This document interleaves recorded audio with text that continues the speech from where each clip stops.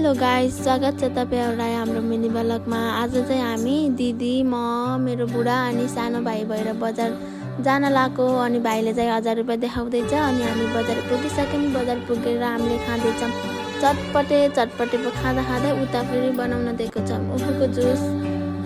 उखुको जुसलाई बनाउन दिँदै हामी चटपट खाँदै थियौं अनि उखुको जुस पनि रेडी भयो अनि दाइले वहाँ के मसलाहरु हालिरहनु भएको छ। दाइले चाहिँ बिरुनुन भन्ने चीज हाल्दै अनि त्यसपछि उखुको जुस हाल्दै हामीलाई पालै दिनुभयो अनि हामीले चाहिँ पालै समातेर खाँदैछौं।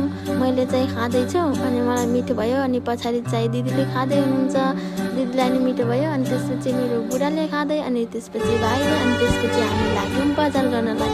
हामी चाहिँ पहिला सुरु गयौं भिन्डी किन्न अनि दिदीले भिन्डी हेर्दै हुनुहुन्छ, त्यसपछि किन्यौं न्युरो, त्यसपछि गयौं फेरि खुर्सानी किन्न, त्यसपछि लिँदैछौं हामीले टमाटर हेर्यौं। टमाटर हेरिसकेपछि चाहिँ यो के हो फल हामीलाई थाहा थिएन अनि त्यो अङ्कलले खान दिनुभएको थियो अनि हामी सबै खायौं, मैले चाहिँ खाएन।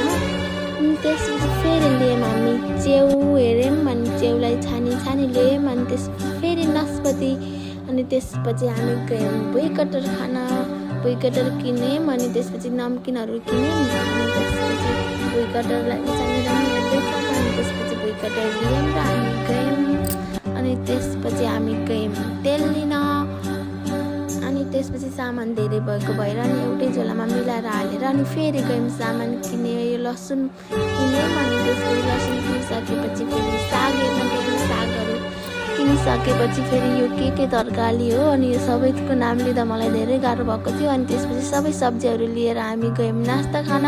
नास्ता बनाउन दिएर अनि हामी चाहिँ सबैतिर भलक बनाएको थियौं। मेरो बुढाले चाउमिन खानुभयो अनि हामी तीनजनाले, बुढाले खानुभएको थियो चाउमिन, हामी चाहिँ खायौं मोमो अनि त्यसपछि हामी सबै सामानहरु लिएर घर आयौं। आजको लागि यति।